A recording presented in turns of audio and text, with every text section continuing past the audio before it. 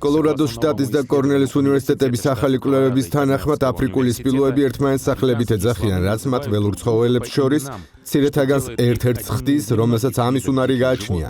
ცხოველების სახლებს დაბალი სიხშირის ხმის ფორმა აქვს, რომლის გაგონება დიდ მანძილზე შეიძლება.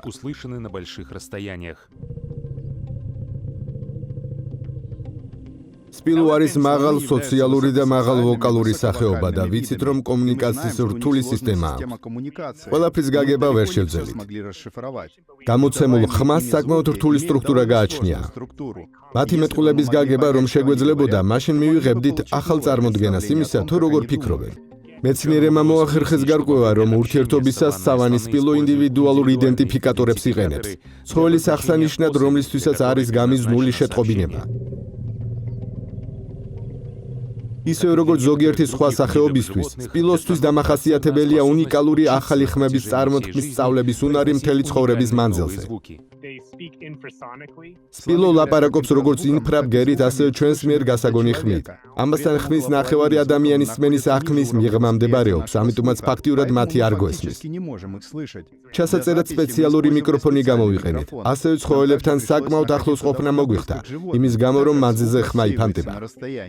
ასევე ბიოლოგებმა მანქანური სწავლების ტექნოლოგია გამოიყენეს ჩანაწერში სახელების გამოყენების გამოსავლენად. მეცნიერების მიერ შემუშავებული კომპიუტერულმა მოდელმა შემთხვევების 27.5%-ში დადგენა შეძლო, რომ ბგერა კონკრეტული სპილოს მისამართით არის გამოყენებული. რატომ არა 100% შემთხვევაში? აქ უნდა გავიხსენოთ, რომ ადამიანის საუბარში სახელით მიმართვისას ყველა გამოთქმას კონკრეტულ მოსაუბრის მისამართით არ გამოხატავს. სპილო ძალიან საინტერესო ქცევას აჩვენებს. თუ მდედრების დიდ ჯგუფში ან მამრების ჯგუფში ვინმე განსაზღვრულ ბგერას გამოსცემს, მაშინ მთელი ჯგუფი პასუხობს, იკრიბება და მიყვება. სხვა დროს მსგავსი კივილი მხოლოდ ერთი სპილოს რეაქციას იწვევს, რაც მიუთითებს იმას, რომ სპილოს ურთიერთობის ხელსაწყო აქვს, იმასთან, ვისთანაც ურთიერთობა სურს.